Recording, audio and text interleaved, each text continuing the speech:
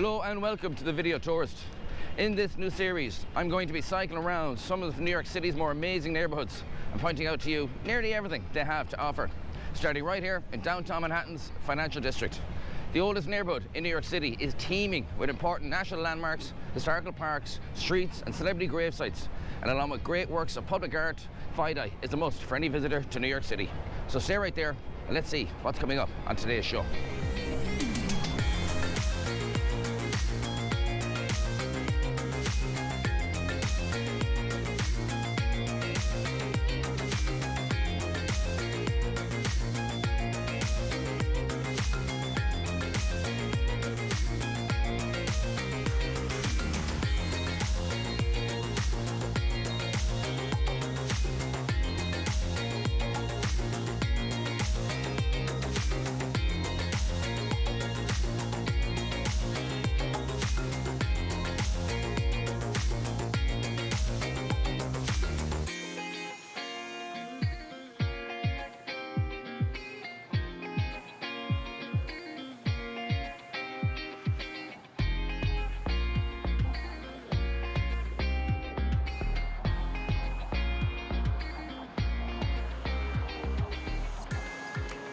Okay, jumping right into it, we are starting on what is arguably the #1 tourist attraction in New York City. The greatest engineering feat of its day when it opened in 1883, the Brooklyn Bridge was the world's first steel wire suspension bridge, and with a main span of nearly 1,600 feet, it was nicknamed the Eighth Wonder. Whoa, careful. It was hailed as the eighth of the famed wonders of the world. Up ahead, with its historic Gothic revival arches, is the Manhattan Tower, across which is suspended these 4 gigantic cables, each of which contains 5,000 steel wires. On our right, just north of us, is the Manhattan Bridge, with the Lower East Side right below. Directly ahead, beyond the tower, is the Civic Center neighborhood, and on the left, hold on, let me just get around here first. On the left, where I will end up this episode, we'll see the skyscrapers in the financial district. Next season, I will have a full episode cycling Governor's Island out there in the middle of New York Harbor. Up next, we see the iconic arches off the Manhattan Tower. Made from main granite, the tower rises to about 276 feet above the water level. Right, I'm coming off the bike here for a minute. Now, if you don't want to walk the whole bridge, at least walk to this viewing area where you'll be able to get some stunning photographs of New York skyline. Once this scaffolding is down, of course. It is down. On its first full day open in 1883, over 150,000 people walked the bridge, and it continues to attract thousands of tourists and locals every day. Hold on, let me just get through here first. As well as the more than 100,000 vehicles that cross it daily. Now, I understand many of my viewers may be watching from abroad and may be learning English. Hold on. So in this series, I will be speaking as slowly, clearly, and as grammatically correct as I possibly can. If you wish, enable the closed captions for this video because they are perfectly aligned to what I am saying. This episode is the longest of the series because there is so much to show you, but generally the videos will be around the 30-minute mark. Now, that blue and grey structure on the right is the Verizon building. Built in 1975 in the then popular brutalist style, it was designed to be a communication centre for the Verizon telephone company and was considered one of the city's ugliest buildings. Careful. On that note, whenever I show you something of interest, the graphic in the upper left will give you its name, the year it was completed, in what style and by whose design. If it's a landmark, the name will be in green.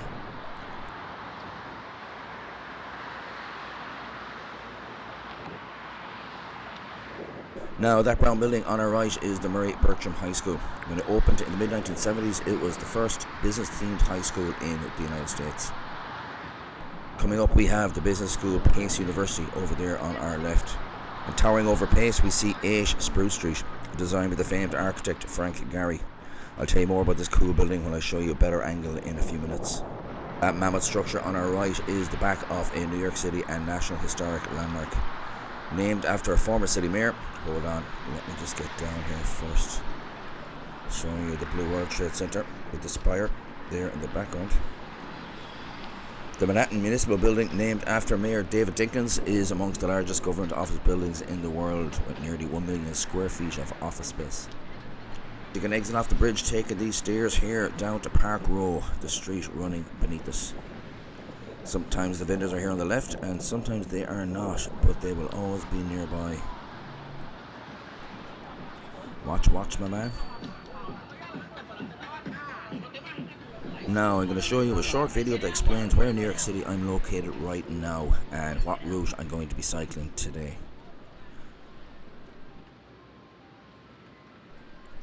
Now we're starting at the very bottom of Manhattan, right above the East River, across from Brooklyn.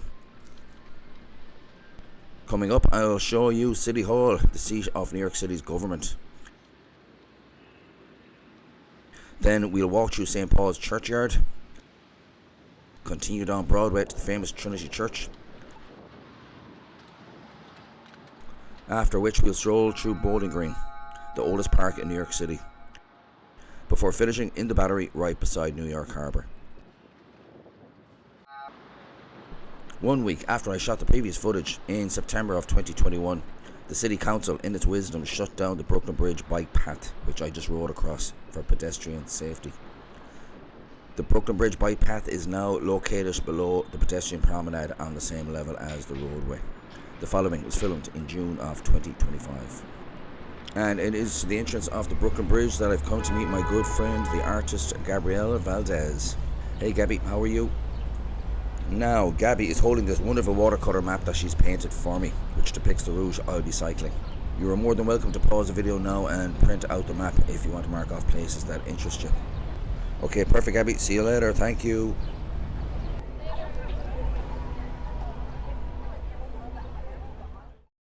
Next, crossing Center Street, we get to our first subway alert. Let me just get through here first. If you want to get to this location, take a 456J or Z train to the Brooklyn Bridge City Hall Chambers Street station. One last look at the massive David Dinkins Municipal Building. Designed in a blend of Romanesque Imperial, Beaux-Arts, Italian Renaissance and French Renaissance styles, it is located in a neighbourhood called the Civic Centre. This area contains all the courthouses and such, and I'll show you more of it in an upcoming episode. Next, we got another view of 8 Spruce Street. Designed by the famed architect Frank Gehry in a deconstructivism style, at 870 feet, 8 Spruce Street was the tallest residential building in the Western Hemisphere when it opened in 2011. Beside the entrance to the bridge, we find the Living Memorial Grove.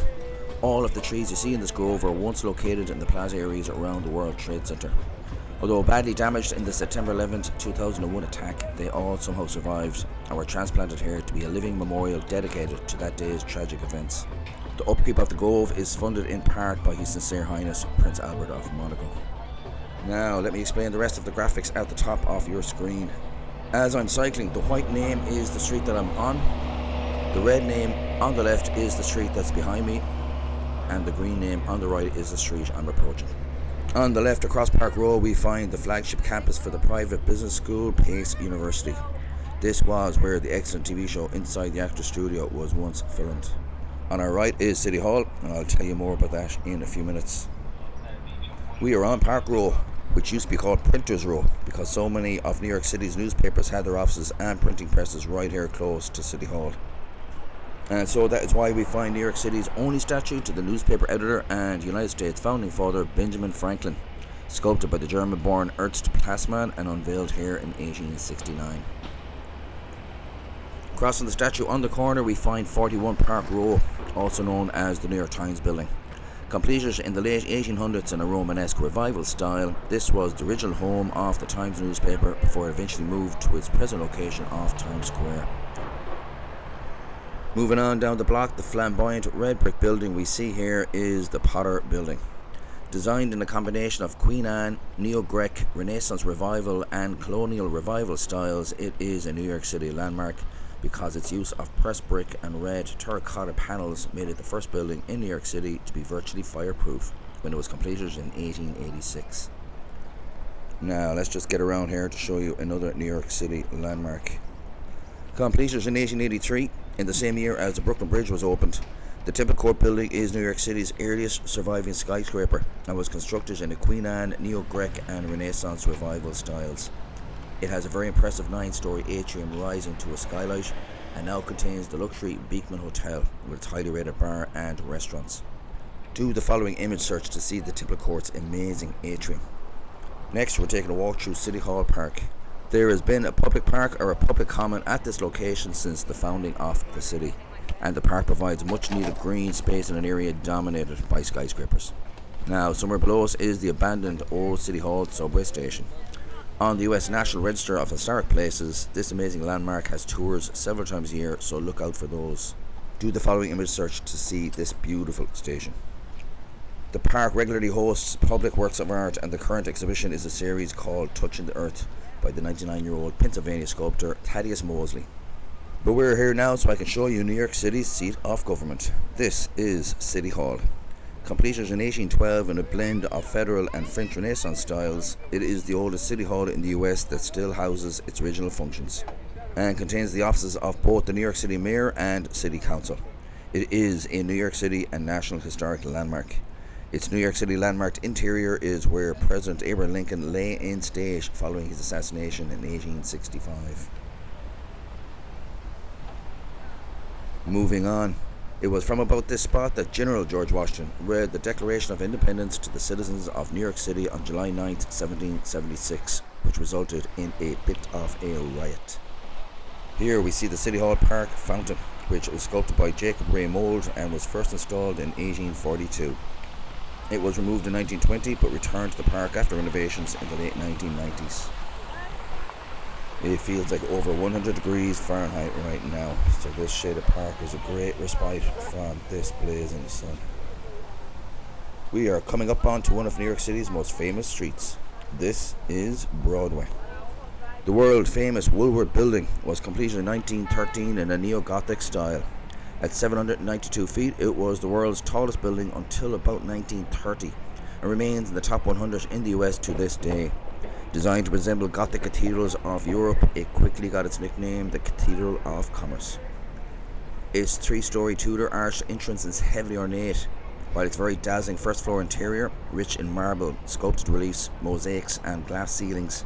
Do the following image search to see this glittering landmark. Now we wait here for the lights to turn. While we wait, let me point out that New York City landmark building right across the park. 15 Park Row was completed in 1899 in a classic revival style and was once the home of the Associated Press news agency. I'm just going to go ahead and turn right here onto Berkeley Street. The Woolworth Building was so significant that on opening night, all 80,000 of its lights were switched on by President Woodrow Wilson from the White House in Washington, D.C. Coming up in the corner here is our first hotel. The Four Seasons New York Downtown is a luxury hotel that contains nearly 200 contemporary rooms and suites. It also has a gym, a 75-foot indoor pool and a spa. Now, because of the scaffolding that has recently surrounded this significant place of worship, I'm going to show you instead a video clip of St. Peter's Church that I filmed last week. Completed in 1840 in a Greek revival style, St. Peter's Church caters to the oldest Roman Catholic parish in New York State and has welcomed worshippers here to this corner since 1786. On September 11th, 2001, it was to St. Peter's altar that surviving firefighters carried the body of FDNY chaplain Father Michael Judge after he was confirmed the first victim of the attacks on the Twin Towers. We'll just take a moment here.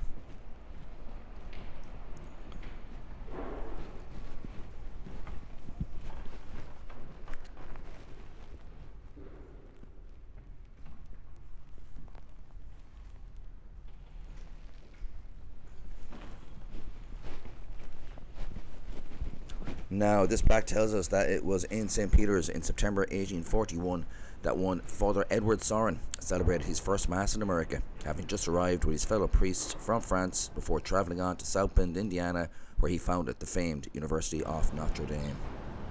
Here we see St. Peter's summer hours, all day during the week, Saturday afternoons and Sunday mornings. On the ground floor at the Four Seasons, you will find the excellent steakhouse Cut by Wolfgang Puck, highly rated. Okay, let's grab the bike. Here we see the back of the Woolworth Building. Moving on, we're coming up to Church Street.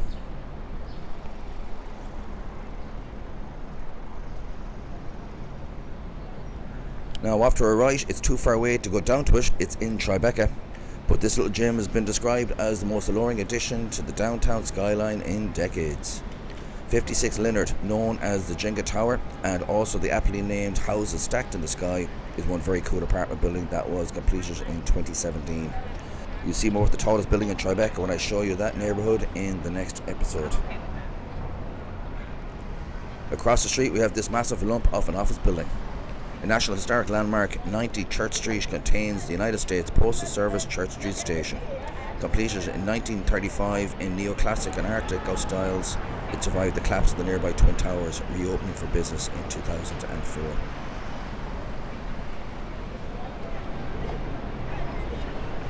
I'm crossing over to give you the best view of the 9/11 cross, symbol of hope. Surrounded, unfortunately, by scaffolding, this cool piece of art by the California-based sculptor John Kosek was inspired by a perfectly proportioned cross that was found in the debris of the World Trade Center. That original cross can now be found in the September 11th Memorial and Museum down the street. Up ahead, the building with the white ribs is the Oculus, a subterranean transportation hub and shopping center designed by the Catalan architect Santiago Calatrava. The building is angled in such a way that every year on the anniversary of the 9/11 attacks, the sun shines directly in the skylight and illuminates the main hall at 10:28 a.m., the time of the collapse of the second tower. Now, the building with the multicoloured artwork is the Oculus Beer Garden. If you go down Church Street to Day Street, on the left you will get to the Museum of Art and Technology, which has some very cool exhibitions in its Mercer lab. And just beyond that, on the right, is Italy, the famous Italian grocery and popular food hall. Over on our left, we look up to see the Millennium Hotel downtown, which has 500 rooms and suites. But here on the right is the building most tourists are down here to see. At 1,776 feet, One World Trade Center, also known as the Freedom Tower, is the tallest building in New York, and actually the tallest building in the Western Hemisphere. Looking for an easy way to remember how tall it is, it was designed to commemorate the year America declared its independence from Britain in 1776. Its observation deck on the 102nd floor is, for me, the greatest one in the city. Now, if you come down here on a Friday afternoon, you will find Smorgasburg.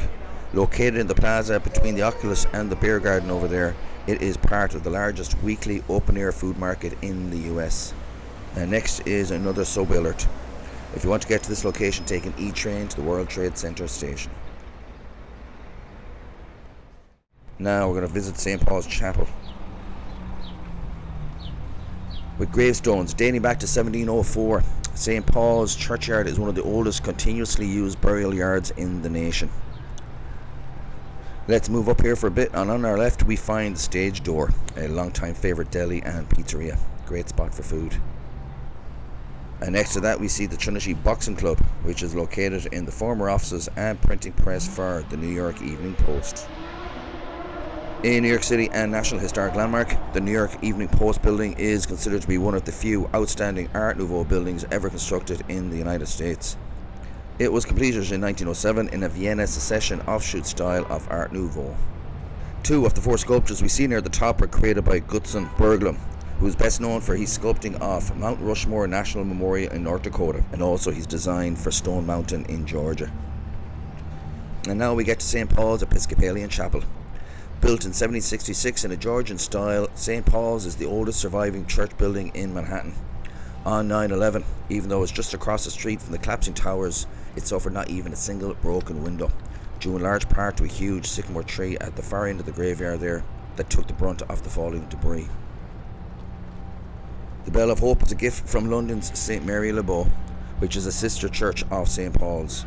Installed here 1 year after the attacks, the bell is rung every year since in a ceremony on the 11th of September in 4 sets of 5 rings, the traditional FDNY salute to fallen firefighters.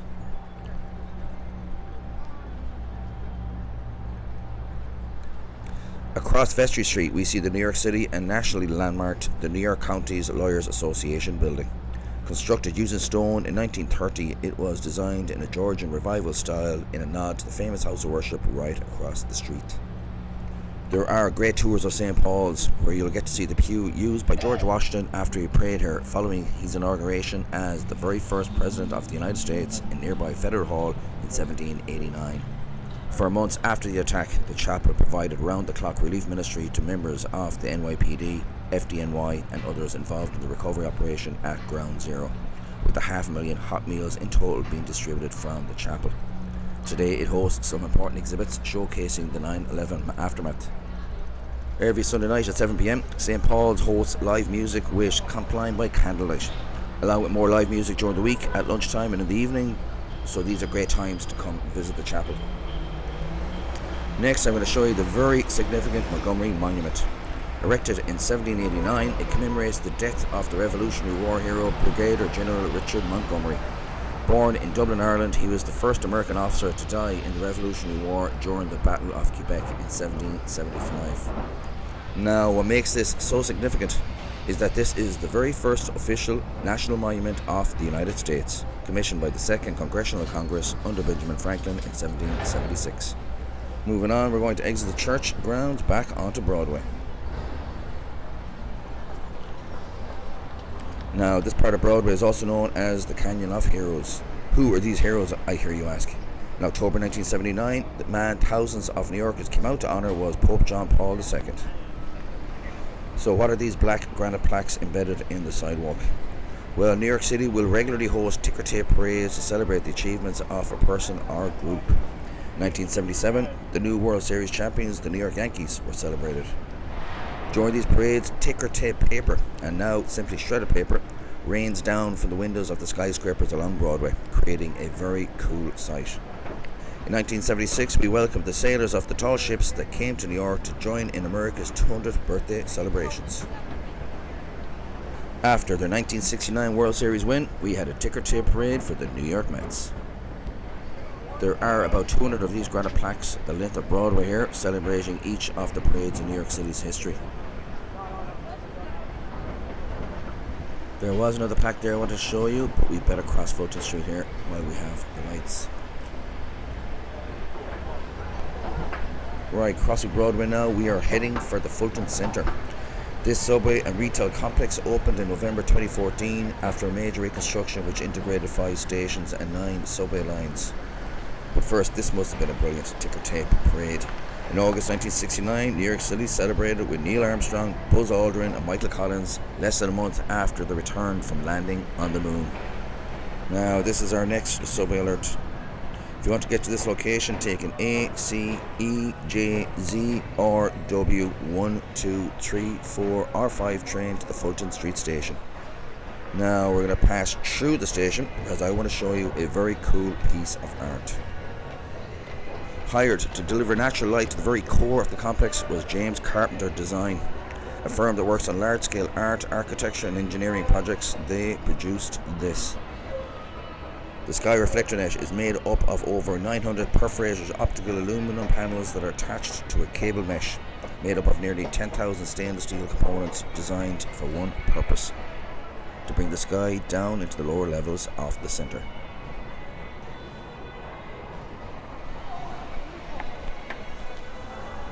Moving on, we're moving up. Just let this lady pass first. One last look at the very cool sky reflector net. The Fulton Center is the busiest transportation hub in downtown Manhattan, with up to 300,000 passengers passing through the station daily, availing of the multiple restaurants and retail stores that are in the center. Inside the entrance on the corner of John Street and Broadway here, you will find elevators that will give you access to the platforms. We are exiting out onto the corner of John Street and Broadway, where I want to introduce you to a couple of New York City and National Historic landmarks. 195 Broadway, also known as the AT&T Building, was constructed between 1912 and 1922 in a Greek-inspired neoclassic style. Until 1983, this was the headquarters of AT&T, the world's largest corporation during the 20th century. And next, only 20 feet wide, is the landmark Corbin Building. Completed in 1889 in a Romanesque revival style, this 160-foot long cast iron building is kind of lost in the shadows and the scaffolding. Oh, hold on. If you go down the block, you will get to the Liverpool legend Jamie Carragher's Gastro Pub, down on the left at 17 John Street. Because the scaffolding ruins the view from the street, do an image search for Corbin Building, New York City, to get a proper look at this stunning building. Up next, we come to a historical marker that pretty much very few of the thousands of people who step on it every day know it even exists.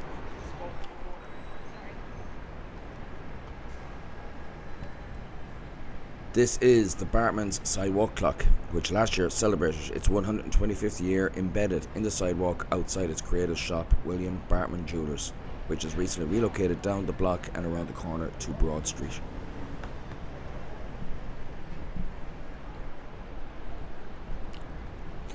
Now let's just get over here out of the way, because on the corner I want to show you our next hotel. Built in 1903, this 20-story building contains the upscale Residence Inn by Marriott New York, with over 240 contemporary rooms and suites, and room service provided by the Malt House restaurant across the street on the left.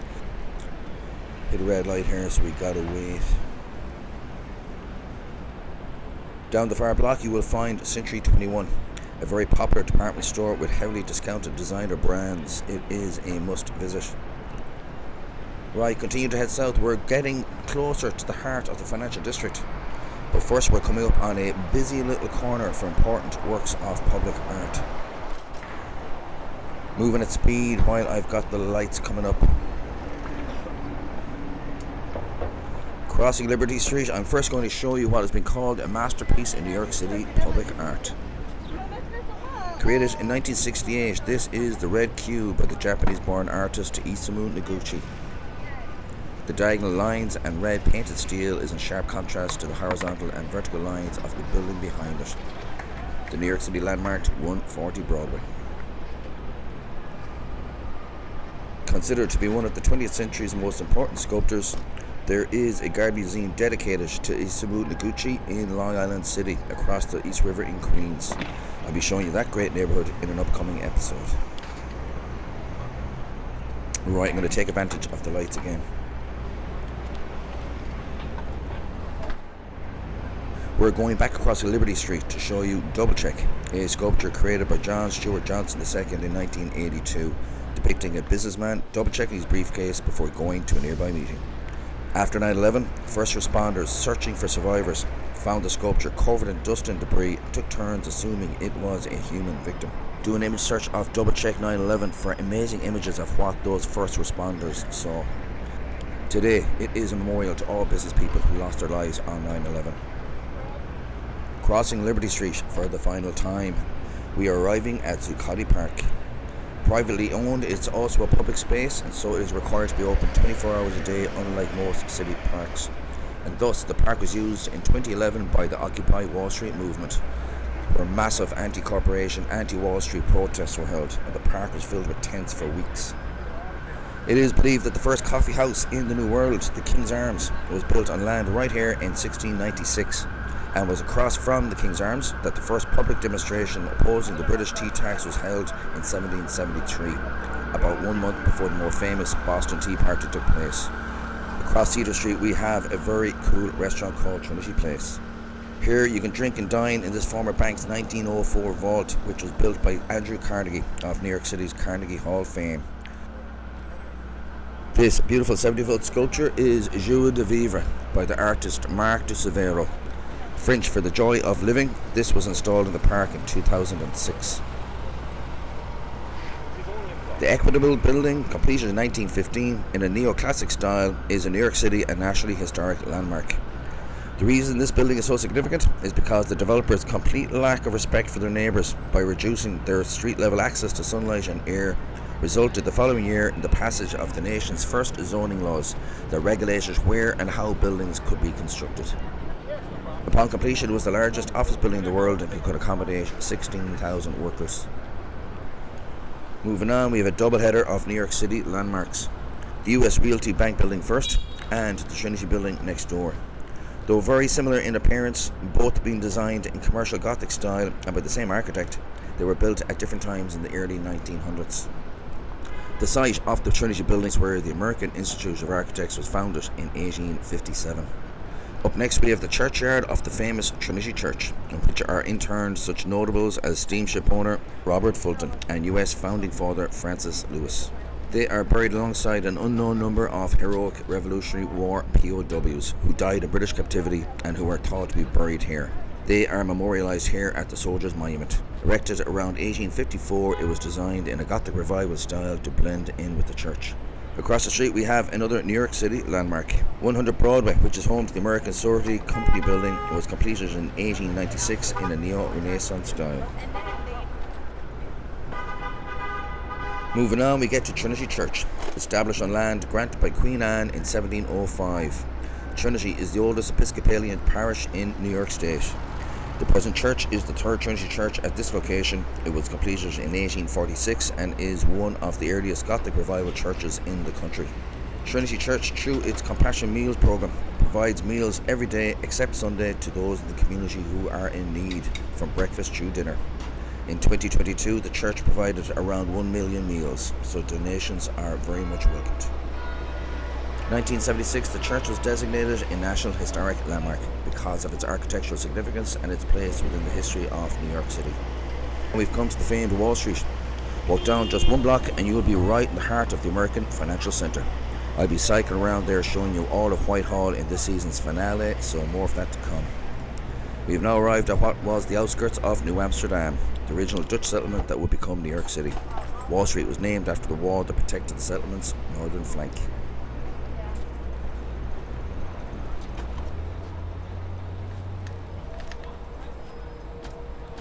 Now we're going to enter Trinity's churchyard and visit its most famous gravesite. There's a link in the description if you want to take an interesting virtual tour of the churchyard that we see advertised here. Up first we have the gravesite for John Watts, a US congressman and judge. His grandson erected this fine bronze sculpture here in 1893. But coming up is the gravesite that everyone visits the churchyard to see. This is the final resting place for Alexander Hamilton, a founding father of the United States and, as first Secretary of the Treasury, the creator of the present American financial system. He also founded the US Coast Guard and the New York Post before being killed age 47 in a duel in New Jersey with the then Vice President Andrew Burr. He's better known today because of the Broadway show Hamilton. Buried alongside him is his widow, the philanthropist Eliza Schuler Hamilton. Next we find the gravesite of the famous engineer Robert Fulton. A successful inventor, he is widely credited with developing the world's first commercially successful steamboat, which revolutionized river trade and spurred the massive growth of New York City in the 19th century. Right, these are beautiful grounds, quite peaceful considering all the traffic around here. Rising high above us we see what is one of the city's Art Deco masterpieces. This is the 50-story One Wall Street, built in 1931 for the Irving Trust Company Bank.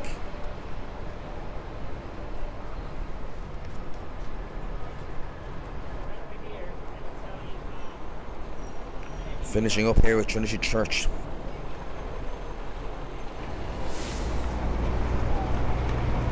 Let me grab my bike. This is our next subway alert. If you want to get to this location, you take a 4 or a 5 to the historic Wall Street station. And this is the Big Bus New York, one of the bus tour operators that will bring you around the city. Now do the following image search to get a look at One Wall Street's dazzling former bank lobby, which last year became a New York City interior landmark. Next, 71 Broadway, better known as the Empire Building, was built in 1898 in a neoclassic style. It was the longtime home of the United States Steel Corporation. On the left we have a Whole Foods market, named after the French word for spring. The 160-year-old French luxury department store Pantau is designed to resemble a Parisian apartment and contains several bars and restaurants, and a coffee shop, of course. Next up we have the New York City landmark American Express building. Completed in 1917 in a neoclassic style, 65 Broadway was the headquarters for Amex until 1974.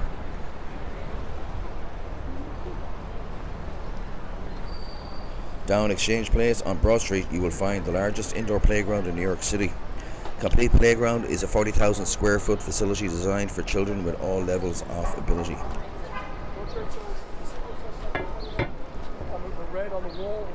Now let's keep going down the pavement a few feet, because next is a ticker tape parade that's dear to my own heart.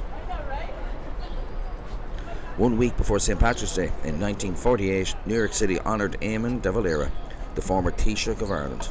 We'd have known him as the Long Fella.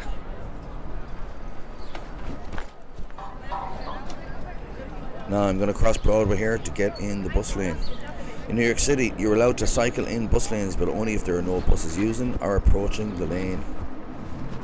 We are on Broadway, which was once an Indian trail named Weequaskek, and continues to follow that original trail, eventually finishing up about 20 miles north of the city, close to the famous town of Sleepy Hollow, which makes Broadway the longest thoroughfare in New York City. The plaque here at 39 Broadway tells us that this is the location of what was George Washington's second presidential mansion in 1790. Douglas Corrigan in 1938 was honoured for his legendary flight from New York to Ireland instead of his intended destination, California. That one is funny. Absolutely any excuse to throw ticker tape parades back in the 1930s, it certainly appears. Moving on, we're going to keep heading south. Let me just get you the traffic here first, because up next we have one of New York City's top tourist attractions, with the long lines here to prove it. The iconic symbol of Wall Street itself. Here we have the 7,000-pound charging bull. Created in bronze by the Italian sculptor Arturo Del Monaco, he actually dumped it in the dead of night on the street in front of the New York Stock Exchange in December 1989. The city moved it as it was blocking the street, but the statue proved so popular it was soon installed permanently here at the foot of Broadway. Your first trip to New York City must include this attraction. Coming up to the right here at 11 Broadway, we find the landmarked Bowling Green office building. Completed in 1898 in a Hellenic Renaissance style, this was the long-time home for the British shipping company White Star Line. When the Titanic sank, it was here that distraught relatives came to find out their loved one's fate. Now, the Bull is located across from New York City's landmarked 26 Broadway. Better known as the Standard Oil Building, it was built in 1885 in a Renaissance revival style for the company that made John D. Rockefeller all of his millions. This is also the location for the New York Film Academy, a private film and acting school. It has a student body of about 500. On the other side of the Bull, we have 25 Broadway. This limestone office building was completed in 1921 in a neo-Renaissance style for the Cunard steamship line, and is a New York City landmark. Its first floor's opulent Great Hall, where once you had bought your ticket for one of Cunard's luxury ocean liners such as the Queen Elizabeth, is also a designated New York City interior landmark. Now, where we're standing is a very significant location in the history of the United States, for this is supposedly where the very last British Union Jack flew in America. In 1783, General George Washington and his Continental Army marched into the city and accepted the British surrender of New York at the end of the War of Independence. After lowering the last British flag on American soil, the Stars and Stripes, for the first time in New York City, was raised on a flagpole near the spot in Evacuation Day Plaza on November 1783. Next, we're going to take a walk through the oldest park in New York City.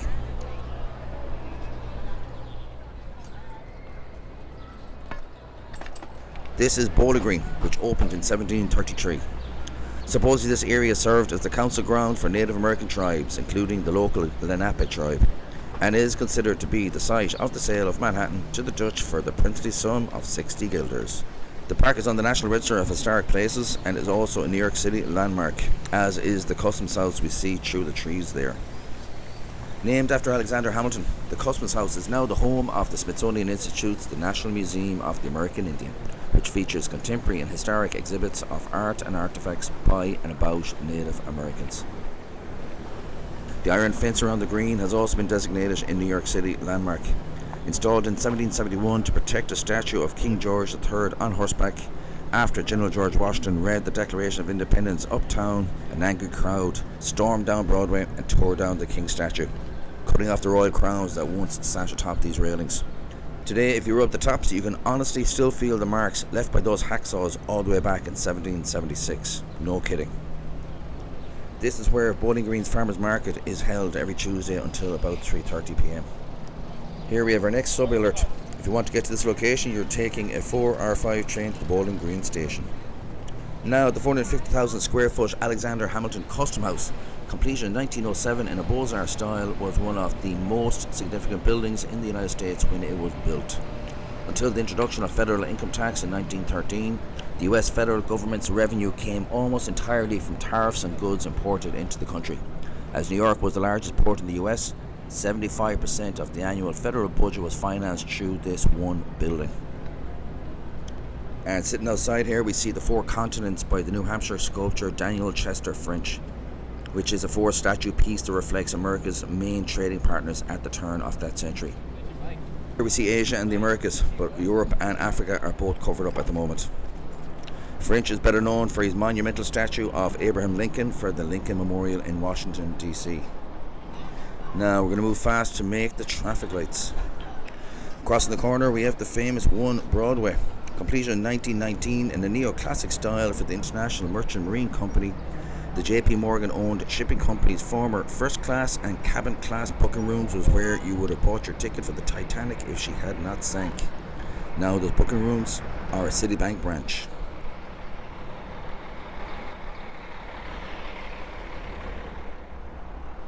Presumably that's where you bought your steerage tickets. Wink wink, nod nod.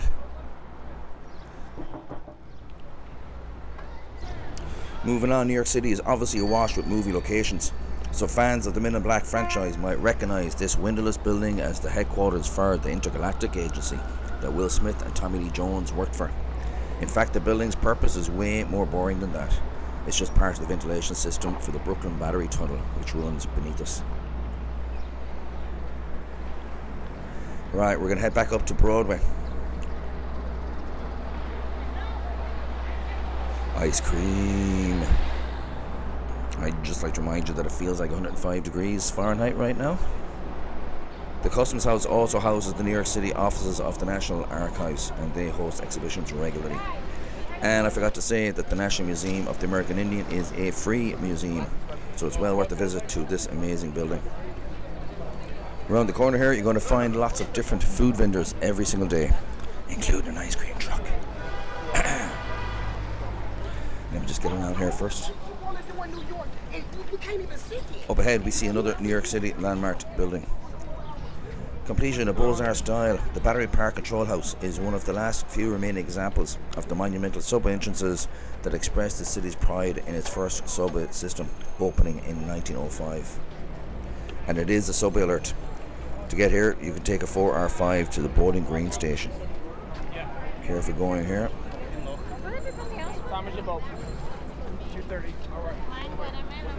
Busy, busy, busy today. Okay, we are now in the Battery, a very popular 25-acre public park named after the artillery batteries that were built in the 17th century by Dutch settlers to protect the settlement of New Amsterdam.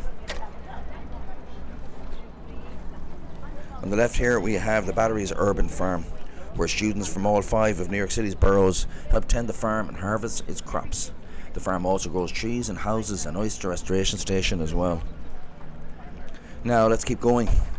The Battery is a very cool respite for the concrete jungle that I've just cycled through, making it a very special place for residents and visitors alike. Up ahead we have our first glimpse of Castle Clinton. This is the only place down here where you can buy tickets for the boat that gets you onto Ellis Island and the Statue of Liberty. All other trips offered in and around the Battery are by independent operators who will only bring you around the island. Now that can be fun too, but be careful. It may not be what you intend to do and you might be disappointed. This is Castle Clinton, an outstanding example of 19th century American military architecture. Fort Clinton was completed in 1811 and was one of over a dozen forts built to defend New York City in preparation for the upcoming 1812 war with Britain. None of its 28 cannons ever saw action as the British didn't attack New York Harbour. In peacetime, the sandstone fort has been used as a theatre, a beer garden, an exhibition hall and a public aquarium. Known as the fort that left outsiders in from 1855 to 1890, it was home to the nation's first immigration processing centre. An estimated 8 million future Americans, mainly from Germany, Ireland, Scotland, Sweden, Denmark, Russia and Italy, a full 2/3 of all those who came to the US during this time were processed through this building before it closed to make way for the more famous Ellis Island to open out in the harbour. Today, as I said, is where you get your ticket to get out to the Statue of Liberty. Bathrooms to the Battery are also located here, as is the museum here we see on the left. Let's take a look. How's it going? This small museum contains a history timeline across the top of these 3 dioramas, each depicting a different period in New York City's history. Starting with 1812, where we see the fort sitting 200 feet offshore. Next it's 1886, and the growing city has dumped landfill into the harbour, bringing the fort to the shoreline. And finally we see New York City during World War II. We see the tours of the fort run about every 2 hours, starting at 10 a.m.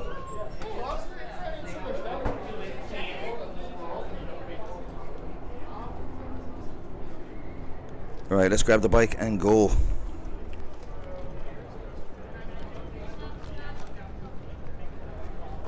As you've already seen, the battery is undergoing some major renovations, and this is going to make it more resilient to coastal flooding.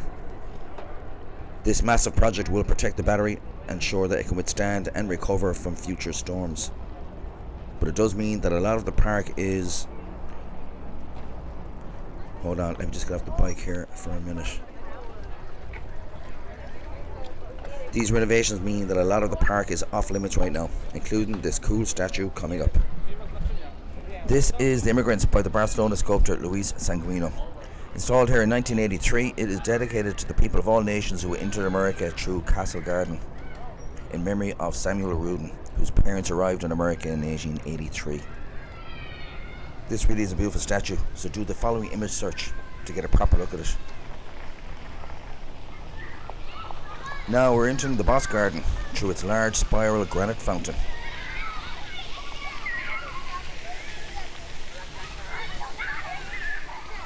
On the right we see the ongoing work to stormproof the battery. Bosque is the Spanish for grove of trees, and the cafe here sits amid 140 London pine trees, which are themselves surrounded by about 30,000 perennial plants that make up the whole garden. Very sheltered here. Nice and cool. Next we have one of our last attractions in this episode. This is the East Coast Memorial, which honours the thousands of missing American servicemen who lost their lives in the western waters of the Atlantic Ocean while engaged in combat during World War II.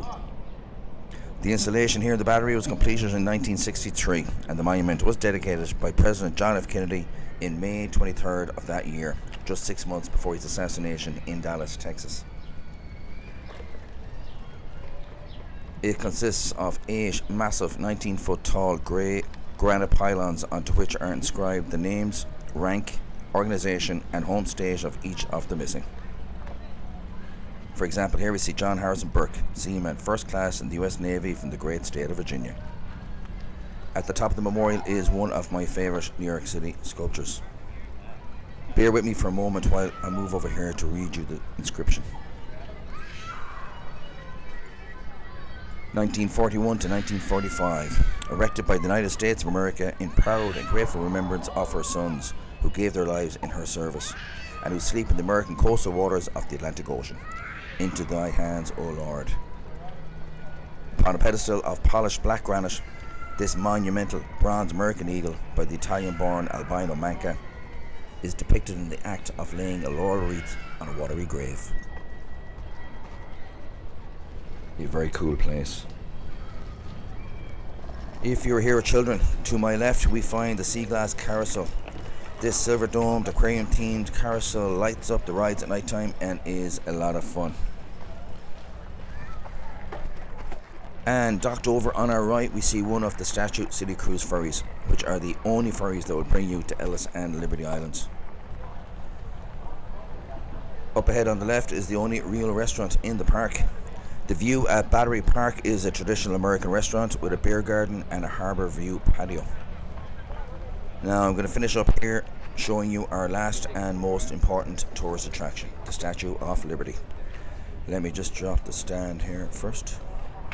Lady Liberty, installed in the harbour in 1888, was a gift from the French people to commemorate the alliance of France and the United States during the American Revolution, and is a must visit when you come to New York City. Now hold on there. I just spotted what will be our final huge tourist attraction. That orange ferry beginning its 20-minute journey traversing New York Harbour is the Staten Island Ferry. Operating since 1817, this is the world's busiest passenger-only ferry system. And pay attention, It's free.